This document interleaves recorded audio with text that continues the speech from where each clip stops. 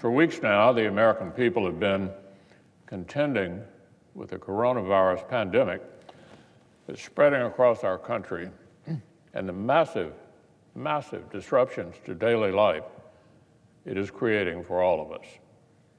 They're grappling with small business closures, mass layoffs, and uncertainty for their families. But that isn't all, Madam President. For the last several days now, in the midst of all that, they've also had to watch the United States Senate spin its wheels.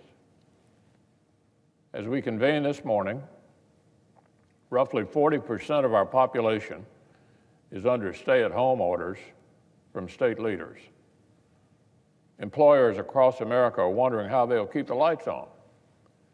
Doctors, nurses, and healthcare professionals are literally crying out for support.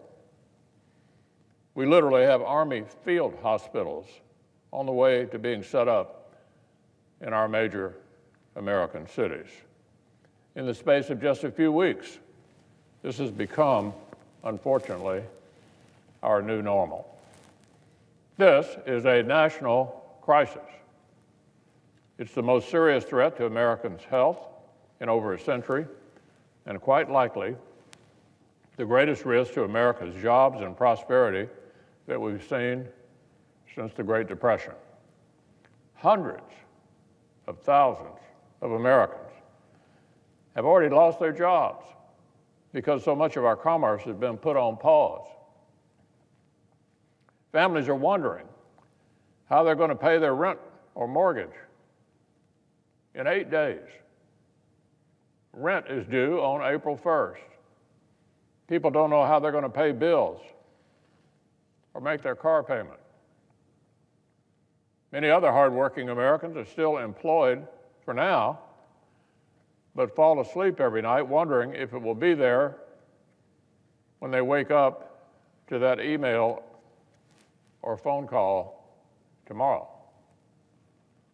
American seniors have seen decades of savings cut down in the space of days as the markets literally tumble.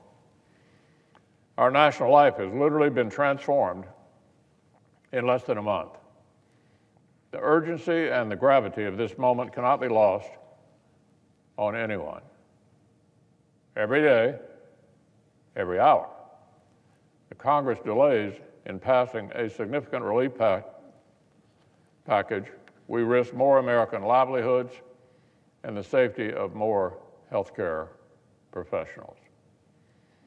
That's why, right after I fast-tracked the Democrat House relief bill through the Senate, I immediately turned the Senate toward developing an even bigger and bolder relief package for the American people.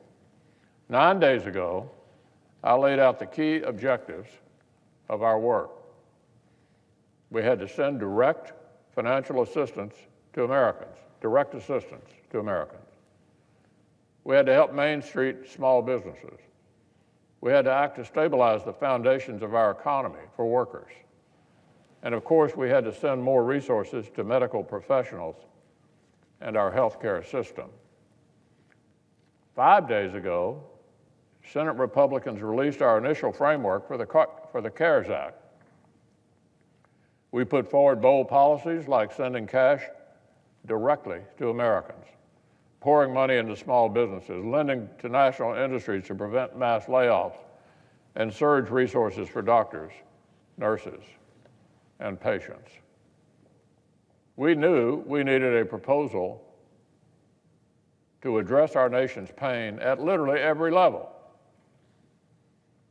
Now, in the past few days, some voices have tried to pit some Americans against other Americans and argue that directly helping workers and strengthening businesses are somehow conflicting priorities. That is utter nonsense. American workers need paychecks. They need jobs. The working men and women of this country do need direct relief from government in this crisis, but for goodness sakes, they also need their paychecks. They need to be able to resume their lives and their jobs once this is over. The two things can't be separated. There's a term for when you separate employees from employers. There's a term for that. It's called unemployment. Let me say that again. There's a term for when you separate employees from employers. It's called unemployment. That's what we're trying to avoid. So this is no time to point fingers or stoke these culture wars. This is the time to unify. Perhaps now more than at any moment in living memory, all of us Americans are in this together. This pandemic is not the fault of the American workers who make this country run. It's not the fault of small business owners. It's not the fault of major national employers. Everyone needs help. We're all in this together. We need an all-of-the-above approach. And that's what our framework put forward. Help for workers and families and employers and healthcare providers. As soon as Republicans put out our draft proposal to treat every aspect of this crisis, I immediately called for bipartisan talks. That's not something you see often in Washington. As soon as I released our first draft, I immediately invited the other side, these folks over here, to make their suggestions. That's what you call urgency. We set up bipartisan working groups. I asked negotiators to work together to turn our rough draft into something that could pass the Senate with overwhelming bipartisan support. Republicans and Democrats traded ideas. Democrats asked for many changes to the initial draft and received many. The updated text released a few days ago included proposals from the other side. And of course, as our colleagues have dragged out the last several days, even further changes have been made at their request. This majority has gone out of its way to make this process as bipartisan and as open as possible. The administration has bent over backwards to work with Democrats and address their concerns. Now, at last, I believe we're on the 5-yard line. It's taken a lot of noise and a lot of rhetoric to get us here. That, of course, sometimes happens in this town. At different times, we received Democrat counteroffers that demanded things like new emission standards or tax credits for solar panels. We saw the Speaker of the House release an encyclopedia of unrelated demands as though it were a coronavirus proposal somehow.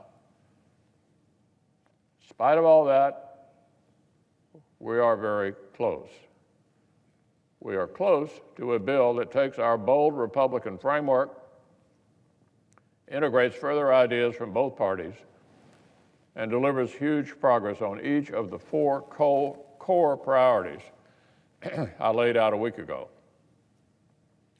So today, Madam President, today the Senate has a chance to get back on track. Today we can make all of the Washington drama fade away. If we act today, what Americans will remember and what history will record is that the Senate did the right thing, that we came together, that we took a lesson from the way Americans are uniting all across the country and working together, that we combined ideas from both sides and took a bold step to protect Americans and help our nation through this crisis. I'm not sure how many ways to say it, Madam President, but the clock has run out. The buzzer is sounding. The hour for bargaining, as though this were business as usual, has expired. The American people need our Democratic friends to take yes for an answer. Now, I hope that'll happen today. Doctors and nurses need masks. Families need help. Small businesses need cash. Hospitals need funding. Their Senate majority is ready to deliver those things. We've been ready to deliver those things for a while. I hope today is the day this body will get it done.